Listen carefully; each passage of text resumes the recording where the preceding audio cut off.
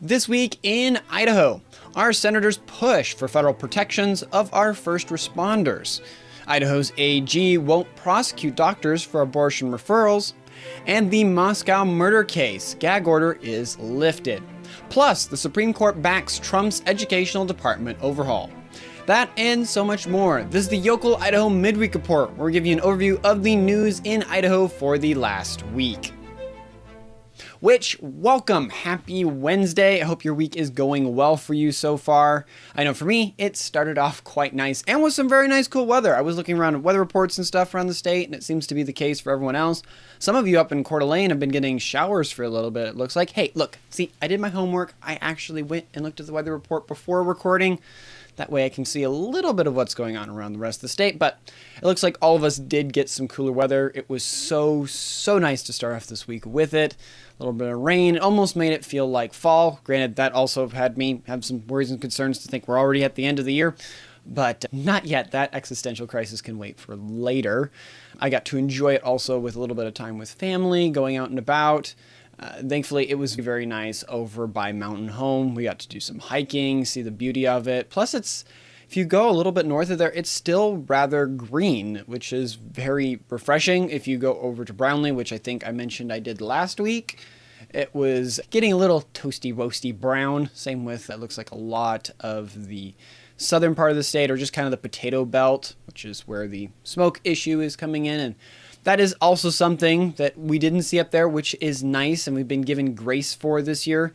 It seems like generally we have a little bit more smoke as we go into the latter part of July. But there again, August is still there, and September can also be very smoky, and October has even had that as well. So leave it up to Idaho, which it is nice. On the other hand, with all the fires, which we'll see later, it seems like we've been having a lot more grass fires of the ones that we have had this year, as not as much timber, which it's sad whenever grass burns. Trust me, wildfires in general are sad.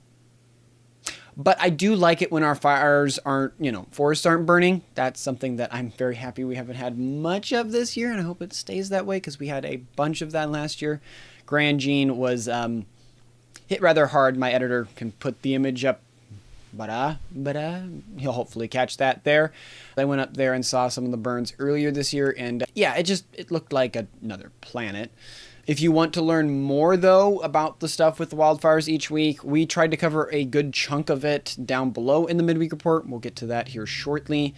But it is hard to get all of it in there and stay up to date because their crews are very actively trying to put them out, which is a good thing. It just makes it a little hard for us to report on. So if you want that news faster and more in depth and on other things, consider subscribing to our articles on our Substack, which we're ramping those up.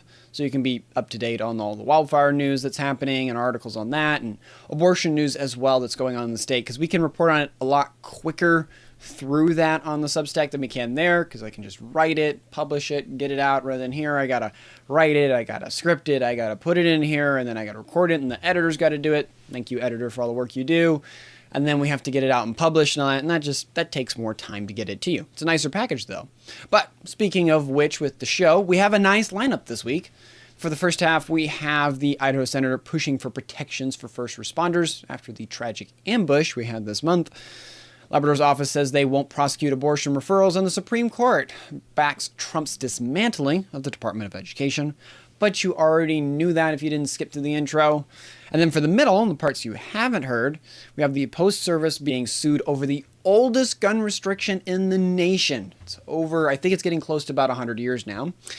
And then abortion gets more expensive, so that kind of ties in with the two things. And a federal judge also continues to block our barring illegal immigrants from taxpayer health care. If you pay into a system, then you should be able to get access. If you don't, that whole thing. Plus, to close this out, we'll have news on the upgrades on our 911 system. It is not the most glamorous story until you actually have to pick up the phone and call them, so they're upgrading that to make sure it works efficiently. Also, on that note, a healthcare company settled over COVID fraud. We'll be talking about that. And a fishing tail that was this long. Or was it this long? I don't know. We're going to go with that long. It's probably that long. So stay with us here to the end so you can get that story and others. Starting off, though, with our first story, our senator stepped up this last week to protect those who risk their lives for us. Jim Risch and Mike Crapo joined Missouri's Eric Schmidt to introduce the Graham-Hoffman Act, making it a federal crime to assault first responders. This comes after the horrific June 29th ambush in Coeur d'Alene that took the lives of Battle Chief John Morrison and Frank Harwood, while severely injuring engineer Dave Tisdale. The suspect, Wes Rowley, deliberately set a brush fire on the Canefield Mountain, then opened fire on the firefighters responding to help. He later took his life. As for this new bill, under it, anyone knowingly assaulting a first responder while serving gets up to 10 years in prison. If the attack results in a death or involving kidnapping, they could face life behind bars. Senator Risch called last month's attack, quote, a stark reminder of the dangers our brave men and women in uniform face every day, end quote. The bill honors Graham Hoffman, a Kansas City paramedic who was stabbed and killed while transporting a patient in April. It shows how senators from different states recognize we must protect those who protect us. And speaking of the protection of life, and a little bit of a speed bump on that, our Attorney General Labrador has agreed that he won't prosecute doctors who refer patients out of state for abortions. A federal judge signed this agreement last Thursday, ending a 2-year lawsuit that Planned Parenthood filed against our state. Back in 2023, Labrador issued an opinion saying doctors who refer patients across state lines for abortions could being there, face criminal charges under our abortion ban. Planned Parenthood and 2 Idaho doctors sued over this, because, it's America, God bless it, claiming it violated their free speech rights. Labrador later withdrew that opinion, but the lawsuit continued. Now doctors, after this decision, can counsel patients to schedule appointments and even help them find funding for out-of-state abortions without fear of prosecution. The agreement covers referrals to Washington, Oregon, and Montana state, where abortions remain legal for now. Labrador says our, quote, strong pro-life laws remain fully in effect, end quote, and notes his office lacks the authority to prosecute out-of-state referrals. However, this settlement requires our state to pay about $400,000 in legal fees to Planned Parenthood. Ouchie, that's not the funnest thing to have happen. Sadly, this creates another pathway for expecting mothers to end their pregnancies, despite our efforts to protect unborn life here in Idaho. While our state's laws stand, this agreement makes it easier for women seeking abortions elsewhere, sadly, which on that we'll see a little bit more about the cost to do so. Transitioning from one type of murder-related topic to another, Judge Stephen Hippler lifted the gag order last Thursday in Brian Kohberger's case, allowing people to discuss details about the Moscow murders. The judge decided the order no longer served its purpose since Kohberger pleaded guilty and avoided a trial, so all those details doesn't make any sense anymore. 24 media outlets, including the Associated Press, asked the court to end the silence rule. They argued it created unnecessary secrecy now that prosecutors no longer need to seat an impartial jury. Kohberger's defense team fought to keep the gag order until after next week's sentencing, citing safety concerns. But Judge Hippler said the public's right to know information outweighs those worries. The judge made clear that nobody has to talk to reporters just because they can. Many officials, including prosecutors and former Moscow chief of police James Fry, have already declined interviews, so it's not something you have to do. Kohberger will receive his formal sentence on Wednesday, July 23rd, for killing 4 College of Idaho students. He faces 4 consecutive years of life sentence without parole after pleading guilty to avoid the death penalty. Sealed court documents will stay hidden, however, until after sentencing, when Judge Hippler will decide what the public can and cannot see. And then on this wonderful roller coaster, coming back for good news for Idaho families and taxpayers across America, the Supreme Court ruled that last Monday to let President Trump continue his plans to streamline the bloated Department of Education. The court's 6-3 decision allows Trump to proceed with laying off nearly 1,400 federal education bureaucrats, roughly half the department's workforce. This represents a major victory for parents who want control over their children's education, shocking thing there, to return to states, locals, and, themselves. Can you see the massive smile on my face? Education Secretary Linda McMahon praised the ruling, saying it confirms that the president has the, quote, ultimate authority to make decisions about staffing levels, and that it will, quote, ensure resources are directed where they matter most for students, parents, and teachers, end quote. For too long, the federal education bureaucracy has consumed billions in taxpayer dollars, while we've all seen test scores or just talking to young children stagnate while students fall behind. Trump promised to return education control to states during his campaign, declaring, quote, your state is going to control your children's education, end quote. Moving forward, this decision lets Trump transfer key functions to other agencies while maintaining essential services.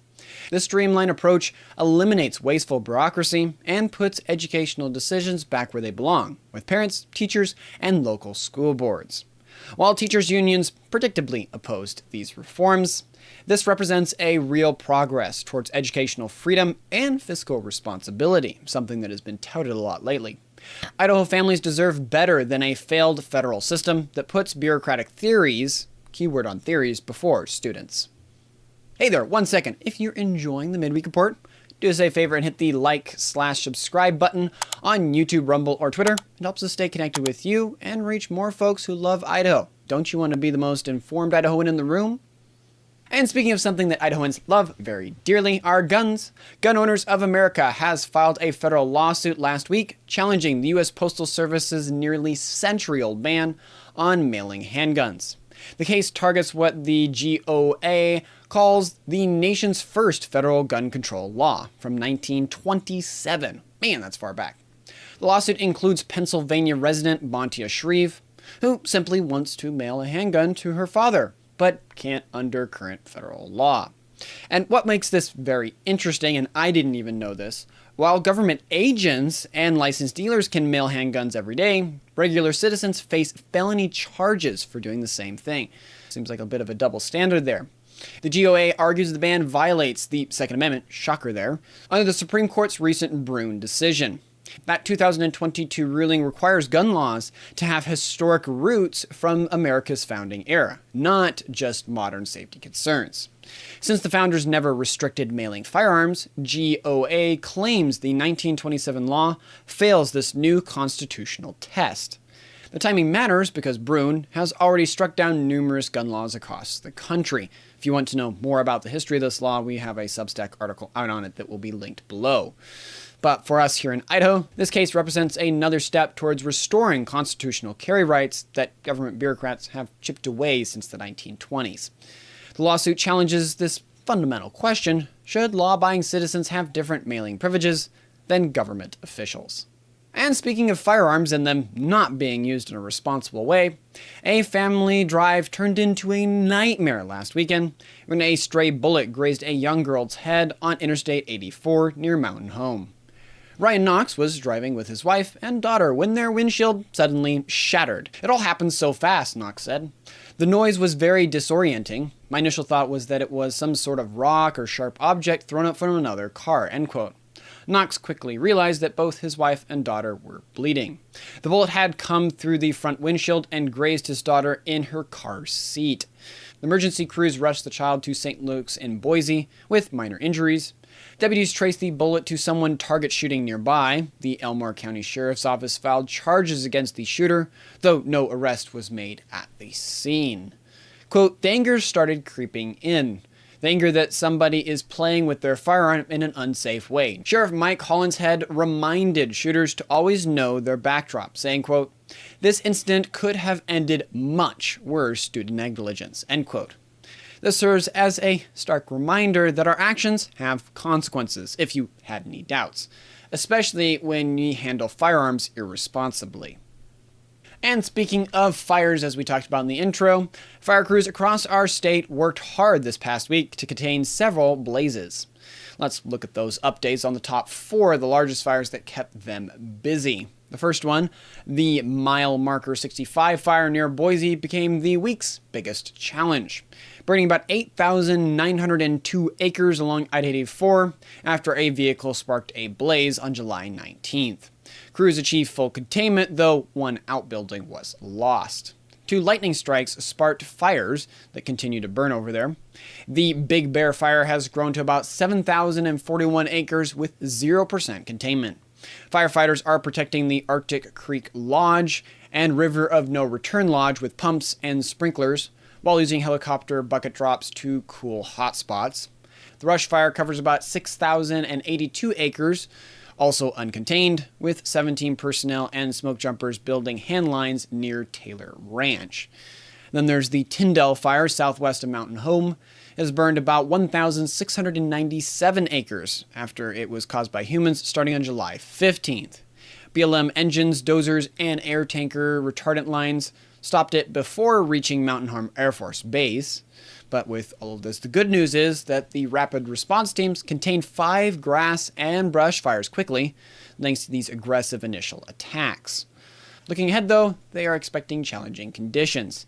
Stage 1 fire restrictions now cover most of central and south central Idaho. Counties like Bannock and Caribou have burn bans in place.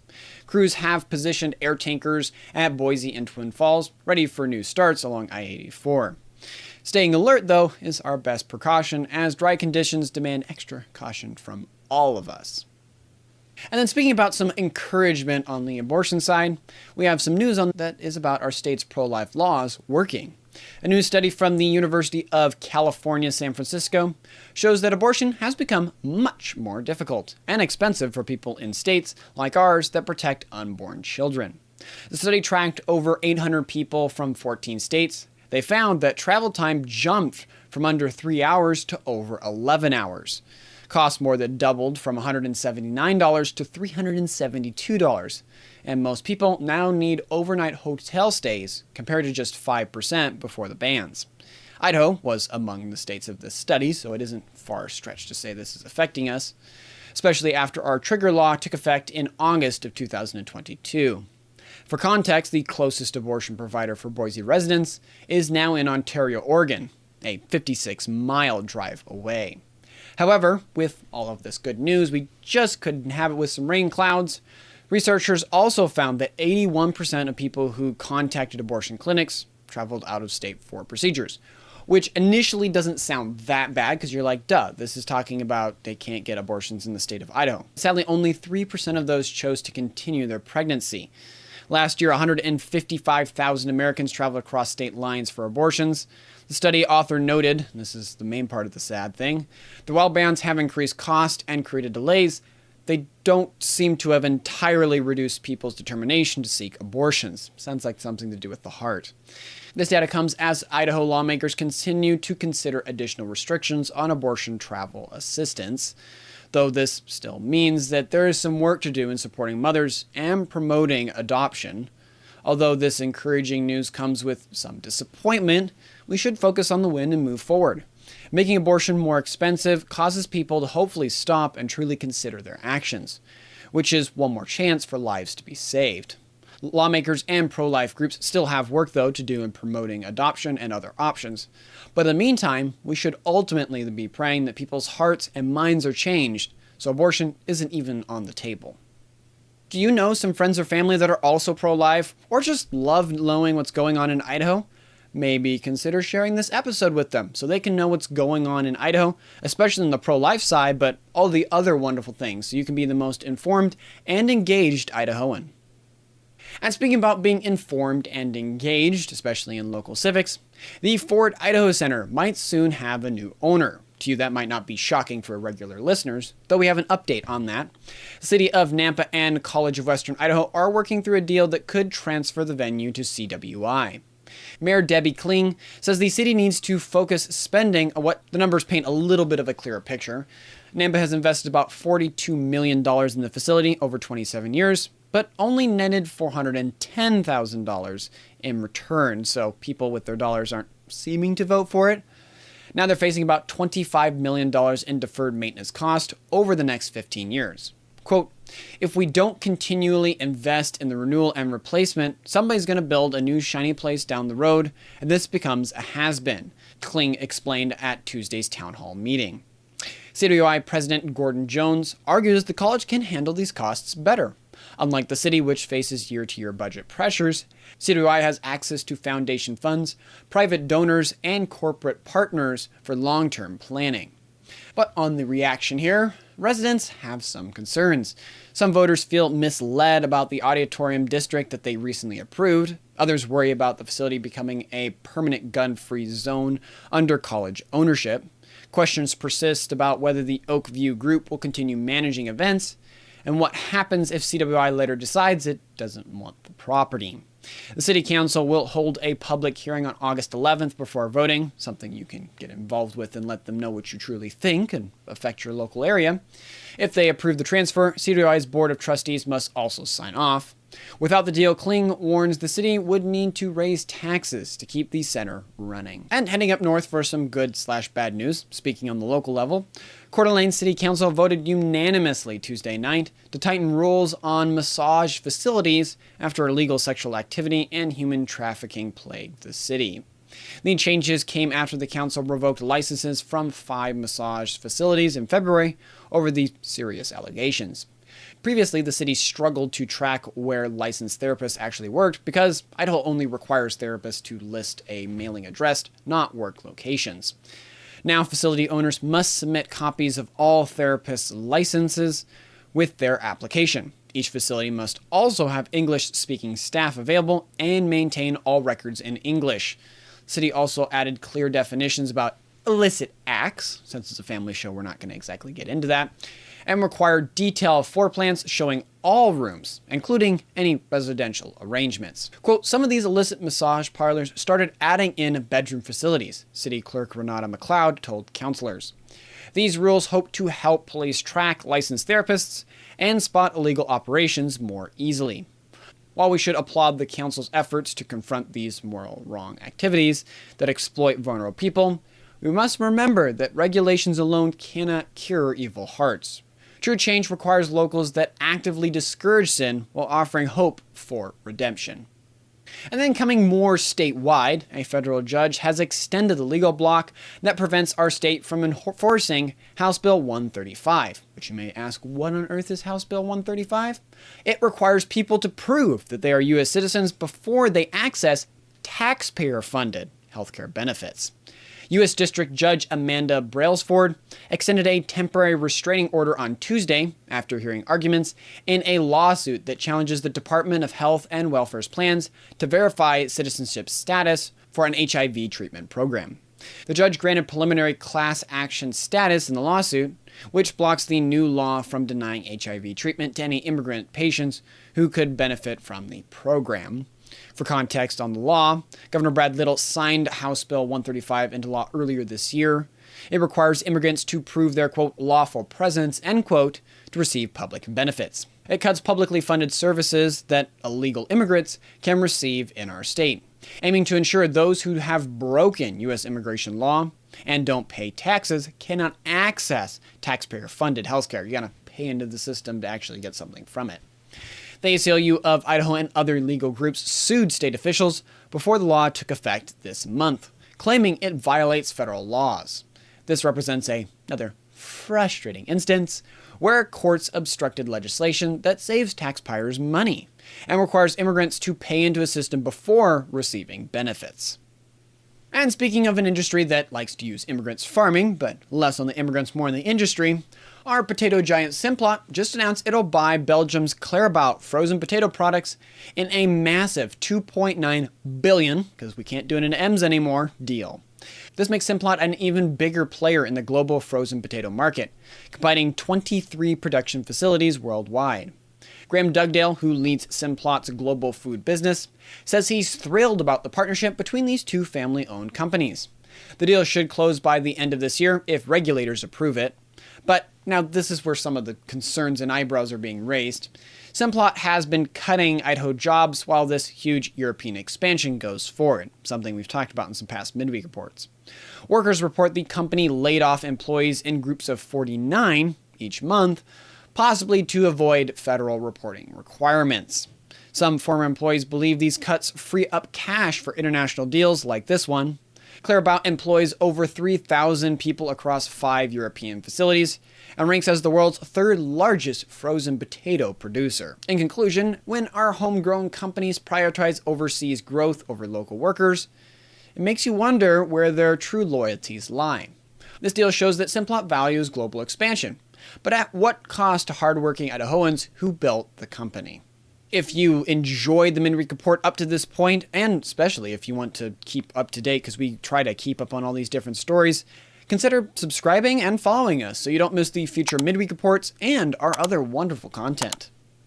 And speaking of our 911 system, our state just took a major step forward in our emergency response. The Idaho Public Safety Communications Commission approved a $15 million, look, we're back into the M's, it's not the B's, to replace our decades-old 911 system with next-generation technology.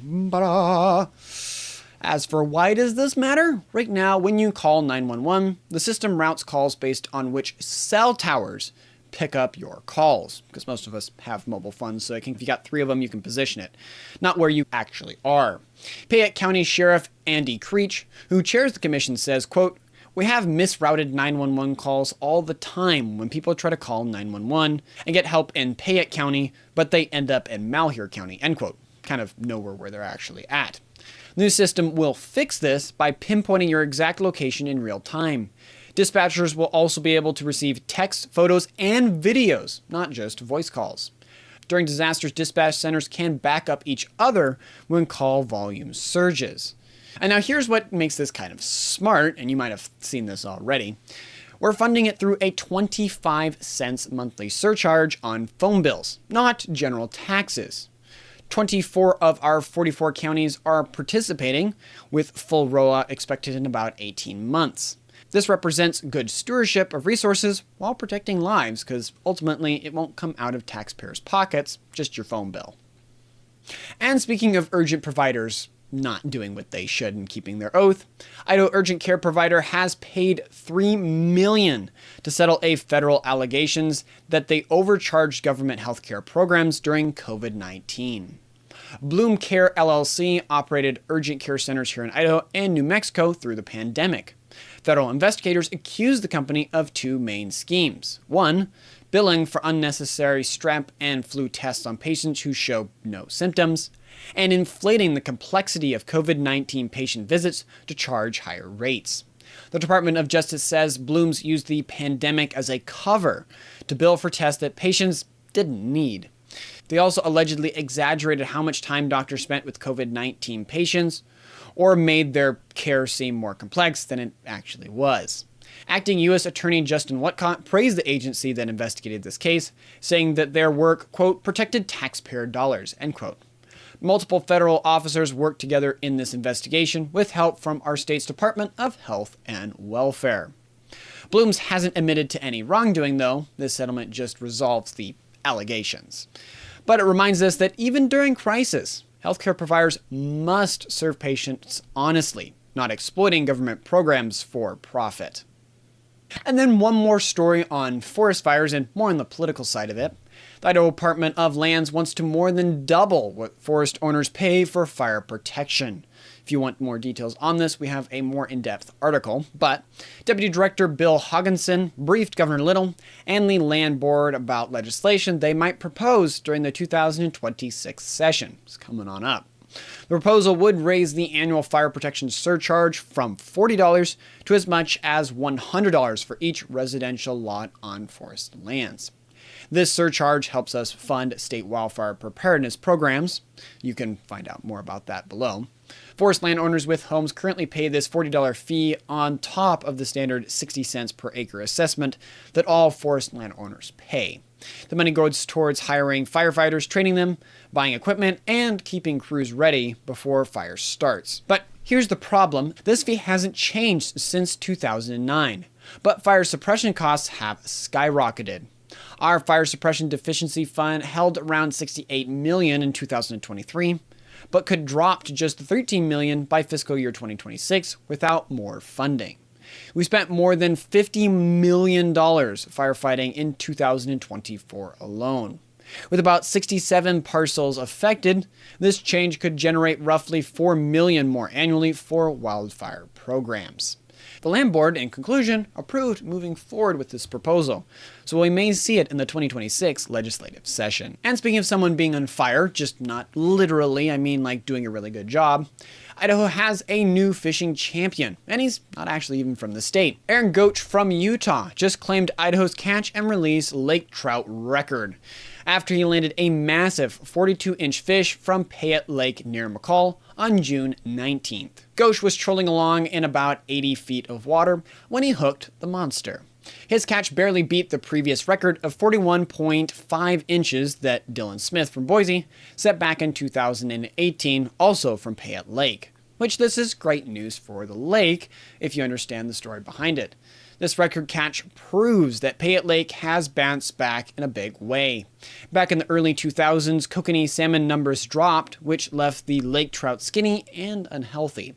Idaho Fish and Game stepped in during 2018 and removed over 3,000 small lake trout while they restocked kokanee. Jordan Messner from Fish and Game said it best, quote, "It wasn't uncommon to catch a 30-inch fish that looked like a snake," end quote. Now, biologists caught a 54-pound lake trout in 2023, which that is definitely a fishtail worth telling. And speaking of fishing, I probably need to go do some. So thank you for listening to the entire report. I sincerely hope you found it enjoyable and valuable. If you liked the midweek report, make sure to check out our other content on our Substack page as we continue to roll about to maybe even more articles per day out. Also, if we missed any important points or provided incorrect information, please feel free to reach out to us via email or on Twitter by tweeting us at LocalYokelIdaho. With the small team we have, we're not able to cover everything, but we do our best to cover the most interesting and important stories. Thank you for your continued support and assistance. That's all for now, and I wish you a fantastic rest of your week. Godspeed.